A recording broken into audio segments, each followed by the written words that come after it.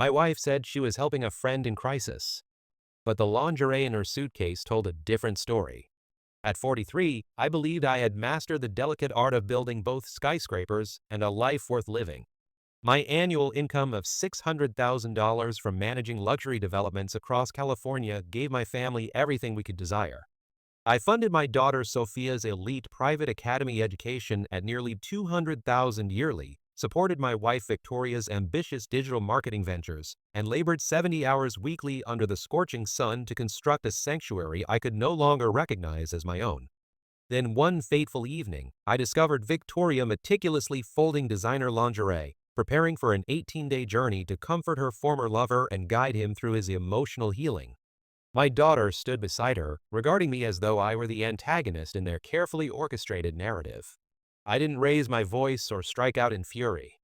Instead, I carried her Louis Vuitton suitcase to her Mercedes, kissed her forehead with tender finality, and the following dawn found me seated across from my attorney. When she returned, she was carrying another man's child. No contrition, no remorse, merely a proclamation delivered as though I would naturally embrace raising another man's offspring beneath the roof I had constructed with my own determination and sacrifice. She remained oblivious to the fact that during those 18 days I hadn't shattered into pieces. I had systematically rebuilt my entire existence, and she would never again claim any portion of it. If you've ever questioned whether you possess the strength to completely transform your life when betrayed beyond imagination, allow me to share the remainder of this story. I'm Christopher Hamilton, 43 years old, Senior Project Director specializing in luxury commercial developments throughout Southern California. For the past 2 decades, I've orchestrated the construction of premium shopping complexes, executive office towers, and exclusive residential communities that have redefined urban landscapes. My projects command values reaching into the hundreds of millions, and my personal income consistently hovers around $600,000 annually. I've weathered through blistering desert summers, unexpected winter storms, and the kind of impossible deadlines that crush lesser professionals. Victoria operated her boutique digital marketing consultancy from our Malibu home, generating approximately $90,000 during her most successful years. We had shared 22 years of marriage and 25 years together as a couple. Our daughter Sophia had recently celebrated her 18th birthday. I emphasize these financial details because they represent far more than mere bragging rights. They illustrate the magnitude of what was at stake. Every dollar I earned flowed directly into our shared existence. The mortgage on our oceanfront property, Sophia's prestigious academy tuition, Victoria's entrepreneurial dreams, luxurious vacations to European destinations, and a retirement strategy designed to provide us both complete financial freedom by 55. On paper, we appeared absolutely flawless. Friends consistently praised us as unshakable, family members held us up as the gold standard others should aspire to emulate. Behind our carefully maintained facade, however, hairline fractures had been spreading through our foundation. Small imperfections I had foolishly assumed were manageable, but fissures in concrete expand relentlessly when ignored. I simply hadn't comprehended how catastrophically deep they had penetrated until that afternoon when I walked into our master bedroom and witnessed her packing that distinctive suitcase. It was a Friday afternoon in late September. I had just returned from an intensive site inspection of a $120 million luxury resort complex in downtown San Diego. The project was progressing ahead of schedule and significantly under budget. I stepped through our front entrance anticipating the familiar scene of Victoria at her glass desk managing client communications, Sophia absorbed in her advanced placement coursework, perhaps the aromatic promise of dinner beginning to emerge from our gourmet kitchen. Instead, I discovered Victoria in our bedroom with an expensive suitcase spread open across our California king bed. Initially, nothing appeared particularly unusual. She occasionally traveled for high-profile client presentations and strategic meetings. However, this departure felt fundamentally different. She wasn't hastily throwing items together as she typically did. Instead, she was folding each piece with meticulous care, selecting garments as though she was curating an intimate exhibition. Then I noticed it. The crimson silk dress I had purchased for our anniversary celebration. The exquisite lingerie I had never seen her wear during our intimate moments together. "Where are you planning to go?" I asked, my voice steady despite the growing unease in my chest. She didn't meet my eyes. "Sebastian needs my support," she replied matter-of-factly. Her college boyfriend. I hadn't heard that name spoken in our home for over 15 years. Apparently, they had reconnected through Instagram several months earlier. His wife had abandoned him, leaving him emotionally devastated, and according to Victoria, she was the only person capable of providing the healing he desperately needed. I remained in the doorway, arms crossed, observing her fold another designer dress with unnecessary precision. "You're packing intimate apparel to assist a friend?" I inquired. She spun around, her expression already defensive and prepared for conflict. "Don't transform this into something it isn't. He needs someone who truly understands his psychological complexity, and that someone is you," I pressed. "Yes," she declared with absolute certainty. "We share a profound history. I understand how his mind operates on the deepest level." Before I could formulate a response, Sophia materialized in the hallway, her eyes blazing with teenage righteousness and barely contained indignation. "Dad, stop being so controlling and possessive. Mom is simply trying to help someone who's suffering, and you're making everything about your own insecurities." Victoria's eyes immediately lit up with triumph. Backup had arrived precisely on schedule. "You see, Christopher, even Sophia grasps what you refuse to acknowledge. This is exactly why our marriage has been deteriorating. You don't trust me, you work obsessively, and you're emotionally unavailable to both of us." I reminded her that we had discussed bathroom renovation plans just the previous evening. She shot back dismissively, "That's not genuine communication, Christopher. That's logistics and project management." Sophia folded her arms with dramatic flair. "Mom deserves to maintain friendships and connections. You can't just imprison her in this house like some kind of controlling dictator." I looked at them both, realizing with crystal clarity that this wasn't a spontaneous conversation that had evolved naturally.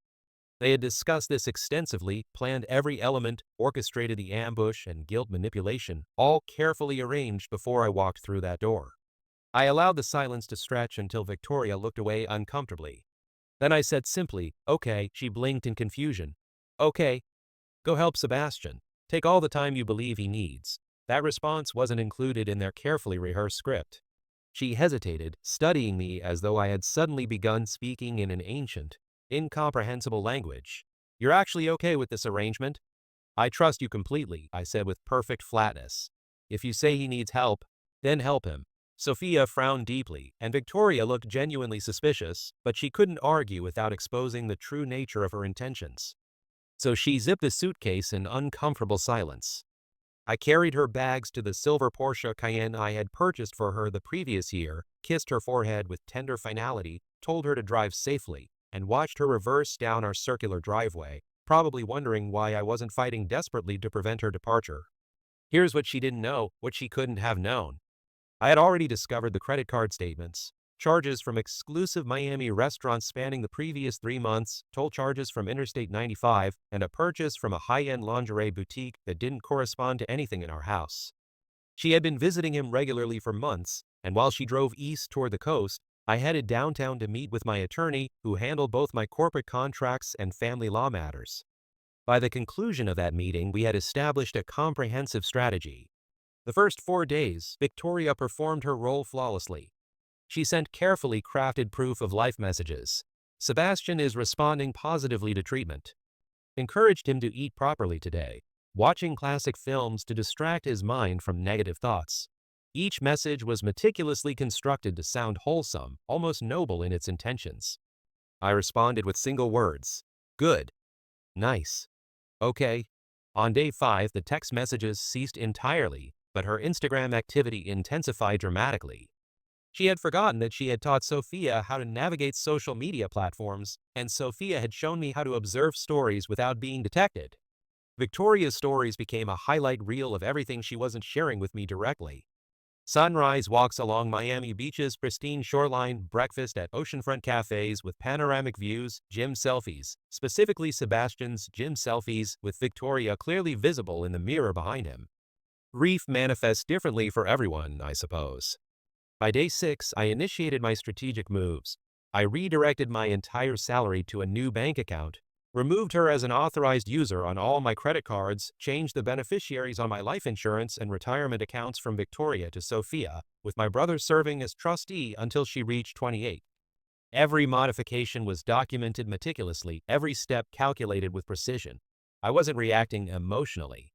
I was constructing my exit strategy with the same methodical approach I used for my most complex architectural projects. On day 7, something on my banking application caught my attention immediately. Our joint offset account, the one directly tied to our mortgage, was reduced by $18,000. The transfer had been executed 3 weeks before her supposed mercy mission. The memo line read Advanced Marketing Certification Program, except there was no such program. I contacted her largest client, a personal friend who owns a luxury building supply company. He hadn't heard anything about any certification program, but he did mention that Victoria had been increasingly distracted recently, missing critical deadlines and delivering substandard work that required extensive revisions. That's when I brought in a forensic accountant. I wanted a complete financial snapshot before she returned home. What he discovered was absolutely infuriating beyond my capacity to express. Beyond the $18,000, Victoria had been quietly transferring smaller amounts for months. 700 here, 500 there, always with neat explanations. Client dinners, software subscriptions, online courses. The total reached another $12,000. $30,000 systematically siphoned from our household finances to support her ex-lover's lifestyle while I was working in the California heat, managing multi-hundred-million-dollar projects to keep our family living comfortably. It wasn't merely marital betrayal. It was calculated theft, and I now possessed irrefutable evidence. By the end of that week, my attorney had everything prepared perfectly. Divorce petition drafted with surgical precision, custody proposal granting me primary care of Sophia with reasonable visitation for Victoria, property settlement outlined precisely to the dollar. I wasn't simply reacting to infidelity. I was systematically dismantling the legal and financial connections that provided her access to my life and resources. Meanwhile, Sophia had launched her own quiet campaign of psychological manipulation. She would text me things like, "Dad, you're being passive-aggressive," parroting phrases that clearly didn't originate from her vocabulary. When I asked what she meant specifically, she would snap back, "You know exactly what you're doing, making Mom feel guilty for having natural human feelings." What feelings? I thought silently. The feeling of spending my money on another man? But I didn't push back.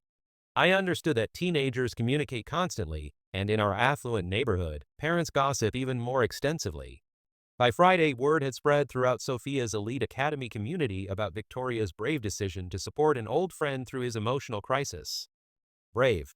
That was certainly one interpretation. I simply documented everything meticulously. Bank statements, screenshots, timestamps. By the time Victoria's car rolled back into our driveway, I was prepared for whatever fabrication emerged from her mouth. Day 18.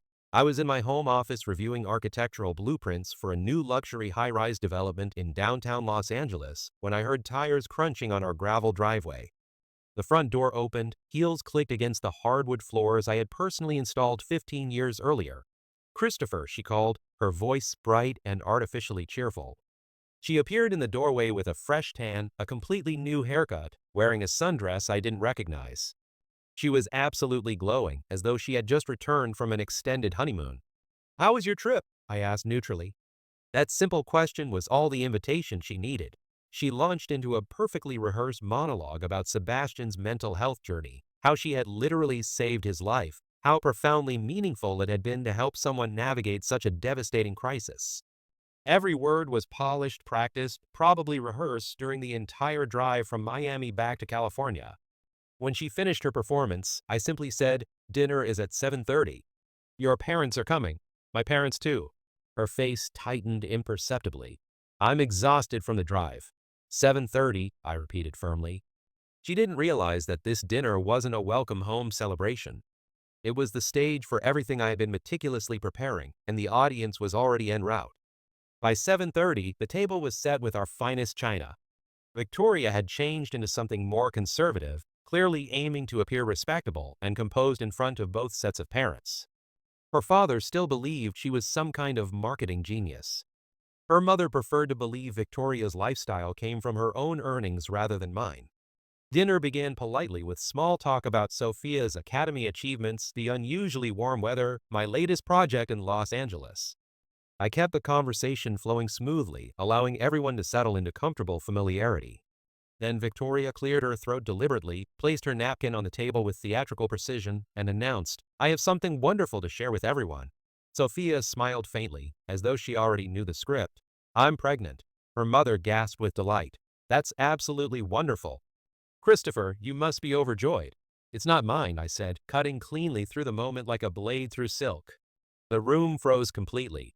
Victoria's face drained of all color. It's Sebastian's, I continued calmly. Her father stood abruptly, hands pressed flat against the table. What the hell is this? Victoria? Victoria stammered desperately. Dad, I can explain everything. No, I interrupted. I'll explain. I pulled out my phone and began showing them screenshots, credit card records, and the complete timeline proving she had been with him for months. Nobody touched their food after that revelation. Victoria's mother started crying uncontrollably. Her father looked as though he was ready to put his fist through our dining room wall. My parents sat in stunned silence, eyes locked on me, waiting for further explanation. Sophia stared down at her plate, jaw clenched tight. Victoria reached across the table toward me desperately. Christopher, we can work through this. Couples therapy, a blended family arrangement. Get out, I said quietly. This is my house too. No, it's not. I reached into the folder beside me and slid a document across the table. This deed is in my name exclusively. I purchased it before we married. Your name isn't on anything except the Porsche, which you're welcome to keep. She blinked rapidly, searching for psychological footing. You can't just. I can. Your belongings are packed in the garage. I had them moved while you were gone. Her father stood, his chair scraping loudly against the floor. We're leaving immediately. Victoria tried to protest, but he cut her off, guiding her firmly toward the door. Sophia remained seated, not even glancing at her mother as she was escorted out. The front door closed with finality. I sat back down, finished my steak in complete silence, and felt the first wave of genuine peace I had experienced in months. The following morning, I was awake before sunrise, coffee in hand, reviewing my mental checklist one final time.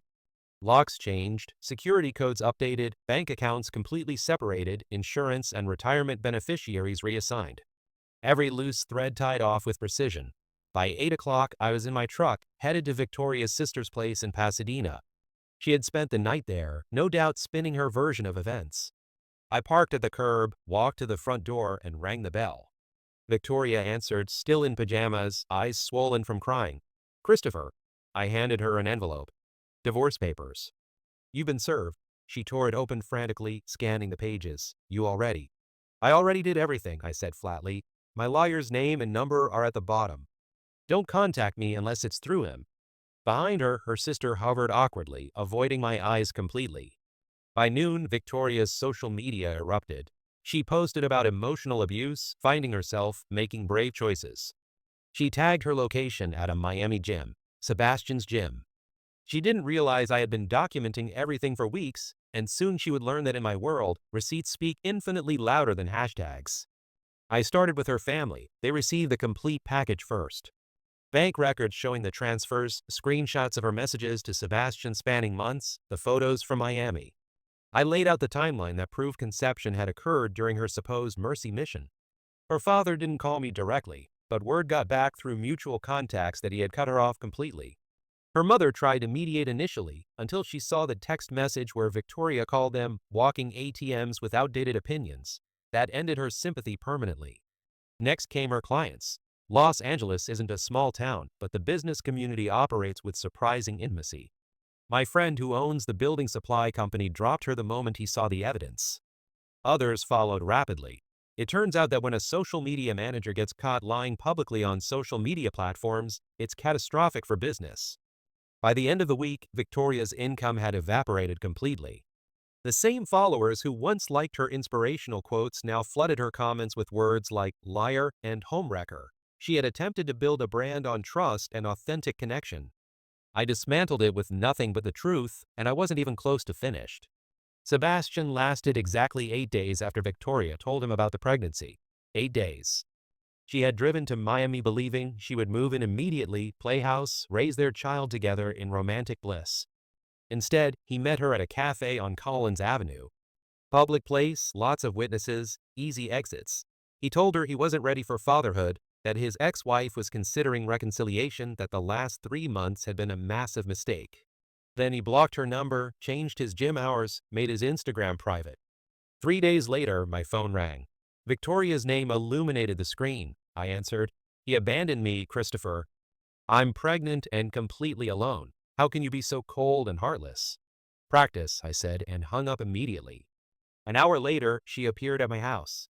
Sophia was at the academy. I had expected this desperate move. Please, she said at the door, tears streaming down her face. I made a terrible mistake. No, Victoria. You made deliberate choices for months. You took money from our home. You got pregnant by another man. You gambled everything we had built for him, and he folded immediately. Her face crumpled completely. I didn't invite her inside. I closed the door and allowed her to cry on the porch until she finally drove away in defeat. That afternoon, Sophia came home early from the academy. She saw her mother's SUV pulling away from the curb, and when she walked inside, she asked simply, "Was Mom here?" "Yes," I said. She wanted to talk. Sophia didn't ask what about. She just nodded, dropped her designer bag, and went to her room. Later that night, over dinner, she brought it up herself. "Mom's been texting me nonstop. Says you're shutting her out, that you're trying to turn me against her." I put my fork down carefully. "Sophia, you're intelligent enough to form your own opinions. But remember, people show you who they really are through their actions, and they don't stop being that person just because they're family." She didn't respond immediately. Then she said quietly, "She told me Sebastian is the father." I looked at her steadily. "And now?" Sophia's eyes hardened with newfound clarity. "Now I believe her, and I'm done taking her side." It wasn't a victory celebration, but it was the first sign that truth was beginning to matter more to Sophia than the manipulative story her mother had been feeding her. It didn't take long for Victoria to find another distraction. 4 months after Sebastian vanished, she met a personal trainer from San Francisco. Another muscle-bound savior type. Within weeks, she was posting gym selfies with him, tagging locations as though they were on a world tour. Sophia didn't comment, but she watched. So did I. 3 months later, the trainer was gone. Victoria was pregnant again. This time, there wasn't even the pretense of a committed relationship. Her parents stepped in temporarily, covering her rent and purchasing baby supplies, but they weren't fooled. I heard from her mother one evening, her voice low and embarrassed. "Christopher, this can't continue indefinitely. She's making the same destructive mistakes repeatedly. I didn't offer sympathy. You can't save someone who doesn't want to change fundamentally." By the time the second baby was born, Victoria had moved into a small apartment in Long Beach, living entirely on whatever her parents would provide. No stable income, no partner, just 2 children from 2 men who wanted nothing to do with her. The pattern wasn't new. It was just finally visible to everyone who mattered. 9 months into her second pregnancy, Victoria appeared at my office building downtown. Security called from the lobby. "There's a woman here with a baby," the guard said. "Says she's your wife." "Ex-wife," I corrected. "Is she threatening anyone?" "No, just crying continuously." "Then escort her out immediately." The next day, she returned. And the next. Finally, I went down. She was absolutely devastated. Hair unwashed, clothes stained, infant squirming in a second-hand carrier, her belly enormous with baby number 2. "Christopher, please," she said, tears streaking her face. "I need help desperately." "No," I said firmly. "These are Sophia's brothers. She should know them. Sophia doesn't want to know you or them. I could die, Christopher. We all could. That's not my problem to solve." She started sobbing louder, attracting attention from people in the lobby. I let her cry until she was completely spent. Then I told her, clear and even, "You traded a $600,000 life and a stable family for Instagram moments with men who wouldn't claim you. You made your choices deliberately. Live with them." And I walked back upstairs. That night, Sophia came into the kitchen while I was cooking. She had her phone in hand, screen illuminated. "Mom posted about you," she said flatly. Victoria's Facebook status read, "My ex-husband is heartless. He won't help me or his children's siblings. He's moved on like our vows meant nothing." Sophia didn't hesitate. She typed a comment right there in front of me. "Cruelty is cheating on your husband for months and expecting him to raise another man's kid. Everything else is just consequences." Then she hit post. 15 minutes later, the post was deleted. Victoria had removed it, but enough people had already seen it, and the screenshot Sophia took would keep it from disappearing completely. By the end of the week, word had traveled through our extended circle. Friends of friends, business contacts, even parents from Sophia's academy. Everyone now understood that Victoria's sob story had a glaring hole in it. She wanted sympathy. Instead, she got silence, the kind that's colder, heavier, and harder to escape than outright criticism. And she had created it entirely herself. While Victoria's life unraveled online, mine was moving forward with purpose and intention. I had started seeing Rachel, a brilliant structural engineer I had met through a downtown development project. Initially, it was just coffee running through load calculations and site plans. Coffee evolved into dinner. Dinner evolved into breakfast. One afternoon, Rachel dropped off revised blueprints at my house.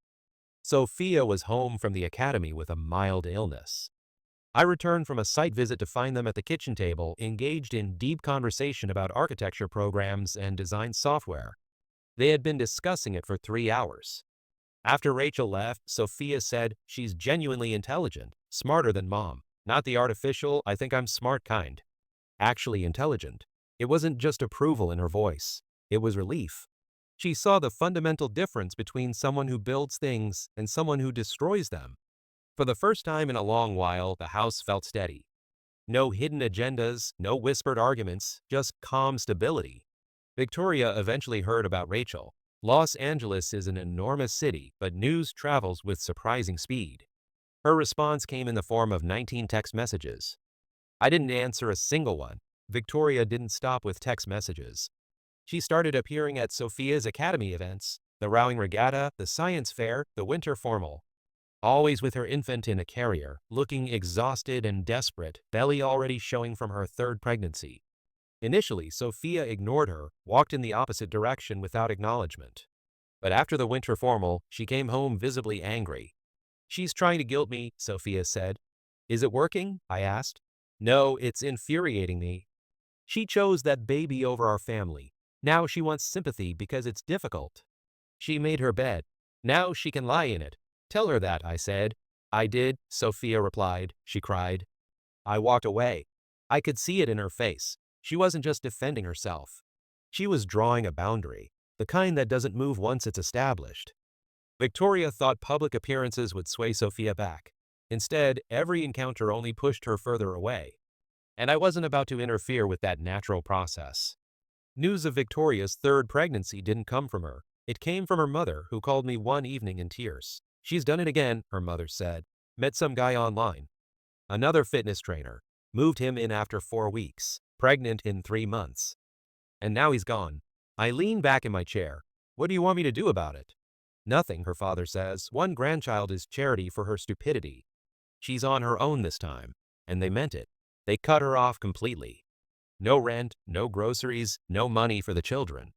Victoria didn't take long to panic. A week later, she was at my office building again. This time with her toddler on her hip and a belly large enough to tell the entire story. "I'm desperate, Christopher," she said, blocking the doorway. "Your daughter's brothers. They're not my responsibility," I said, brushing past her. She shouted after me, but I didn't look back. The elevator doors closed, sealing the distance I intended to maintain permanently. Victoria didn't let it drop. She waited outside the building at lunch, cornered me on the sidewalk. Her toddler clung to her shoulder, eyes wide, while her free hand rested on the swell of her stomach. "Christopher, please. You can't just walk away. These are Sophia's brothers. Family." I stopped, met her eyes directly. "Family isn't just blood, Victoria. It's behavior, and your behavior burned every bridge you had." Her voice rose with desperation. "I could die in childbirth." "What would you tell Sophia then?" "The same thing I'd tell her now, that you chose this. Twice. 3 times, and you thought someone else would clean it up for you." She started crying harder, drawing stares from people passing on the sidewalk. "I didn't care. You made these choices because you wanted what you wanted in the moment. I'm not here to rescue you from the bill."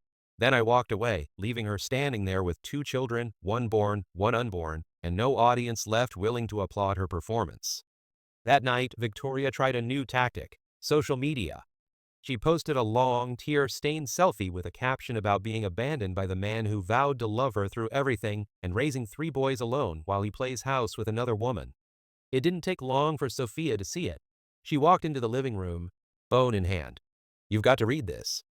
I skimmed the post, then handed the phone back. "Do you want me to respond?" She shook her head. "Already handled." Her comment was still at the top. "Maybe if you didn't cheat on him for months, steal his money, and get pregnant by 3 different men, he wouldn't have left. Just a thought." Within an hour, Victoria deleted the post. But like before, screenshots were already circulating. The people who mattered knew the truth. The rest could draw their own conclusions. Victoria wanted sympathy. All she was getting was silence, or worse for her, blunt reminders of the truth she had worked so hard to rewrite. While Victoria tried to salvage her image, Sophia's future was taking magnificent shape. She had applied to Stanford on encouragement from Rachel after a long conversation about engineering possibilities. I still remember the day the envelope arrived. Thick, official. Sophia stood in the kitchen, hands shaking as she opened it. Full scholarship, she whispered, then looked up, eyes wide with disbelief. Dad, I got in. I hugged her, feeling more pride than I had ever felt on any job site. Rachel was right behind me, grinning, telling Sophia she had known it all along. Victoria found out through the neighborhood grapevine and sent me a text. She needs her mother there for this. I didn't respond. Sophia didn't want her there, and I wasn't about to override that decision. Instead, we started making plans. California in the fall, housing near campus, a summer trip to get her settled. For the first time in years, every conversation in our house was about building something new, not repairing something broken. Victoria's chaos felt a world away, and that's exactly where I intended to keep it. 2 months after Sophia's acceptance letter, I proposed to Rachel. Nothing flashy, just the two of us on the back deck at sunset, a bottle of wine between us, the smell of fresh cedar from the new pergola I had built. She said yes without hesitation. When Sophia found out, she hugged Rachel first, then me. You're keeping me as best person, right? Sophia asked, half serious. Absolutely, I told her. Victoria heard about the engagement within days. Los Angeles may be enormous, but news travels fast through established networks. She sent a flood of messages from numbers I didn't recognize. The same recycled lines about moving too fast, Sophia needing stability, the sanctity of marriage vows. I responded once, you broke those vows years ago the day you packed that suitcase for Miami. Then I blocked every number she used. Rachel and I started planning a small ceremony. Sophia helped pick the venue. The whole process was calm, joyful, everything my first wedding hadn't been. For the first time in decades, the future felt genuinely mine again. Planning the wedding with Rachel and Sophia was nothing like my first experience. No power struggles, no hidden agendas, just three people making decisions together and actually enjoying the process. Sophia took her best person role seriously. She picked out her own outfit, a tailored navy suit with a silver tie, then started working on a speech she refused to show either of us until the ceremony. Victoria, of course, tried to insert herself. Word got back to me through mutual acquaintances that she had been asking about the date, the location, whether children were welcome. I didn't need to guess her plan. Show up uninvited, make a scene, try to flip the narrative in public. Sophia was the one who shut it down. She's not coming, Dad. Don't even tell her when it is. That settled it. We kept the guest list tight, the venue undisclosed, except to those who needed to know. Victoria could keep spinning her stories online. The real story, our story, was about to take a major step forward, and she wouldn't be anywhere near it. The morning of the wedding was quiet, almost peaceful. The venue, a small vineyard outside Santa Barbara, was bathed in early light. Rachel was with her sister getting ready in the cottage next door. I stayed in the main house with Sophia, who paced the kitchen rehearsing her speech under her breath. You're going to make everyone cry, aren't you? I asked. That's the plan, she said, smirking. Guests began to arrive, close friends, family, people who had stood by us through every storm. No drama, no unexpected faces. The ceremony itself was simple. Rachel walked toward me, sunlight catching in her hair, and I realized I wasn't just marrying her. I was closing the last open wound from my past. Sophia stood beside me, steady as a rock, handing over the rings with a grin. When the officiant pronounced us husband and wife, the applause felt like more than celebration. It was approval. It was the universe saying, you made it out. You built something better. Victoria never knew the time, the place, or the vows that replaced the ones she had shattered. After dinner, the lights in the vineyard's barn dimmed, and Sophia walked up to the small stage. She didn't look nervous, just steady, confident. She adjusted the microphone and smiled at Rachel and me. My dad builds skyscrapers, she began, but his greatest construction project was rebuilding our family after someone tried to demolish it. The room went silent. He taught me that strong foundations are made of respect, integrity, and consequences. And if you do it right, they're earthquake-proof. I felt my throat tighten. Rachel reached for my hand. Sophia looked right at me. Thank you for not being weak. Thank you for showing me what strength looks like. Not loud, not violent, but steady. And thank you for choosing someone who chose us back. There wasn't a dry eye in the room when she stepped down. I hugged her so hard she laughed. That speech didn't just close a chapter. It sealed it permanently. There was nothing left for Victoria to twist, nothing left to take. We were a new family now. We hadn't planned to tell Victoria about the wedding at all, but social media did the job for us.